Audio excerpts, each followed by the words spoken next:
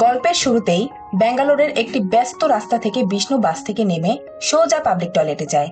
সেখান থেকে সে dress change করে একটি খাবার হোটেলে খাবার খেতে যায়। সে যখন খাচ্ছিল তখনই তার মোবাইলে একটি মেসেজ আসে।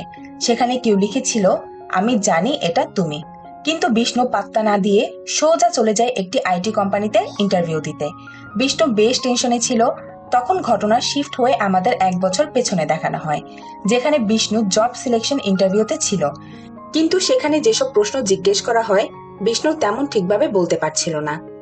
তারপর তারা যখন বিষ্ণু সাবমিট করা প্রজেক্ট দেখে তাদের তেমন পছন্দ হয় না। তারপর তারা সিভি চেক করে দেখে বিষ্ণুর অনেকগুলো ব্যাকলগ আছে। এসব দেখে তারা বলে, আসলে এটা তো আমাদের নিয়মের বাইরে, তুমি কিভাবে আসলে বুঝতে পারছি না।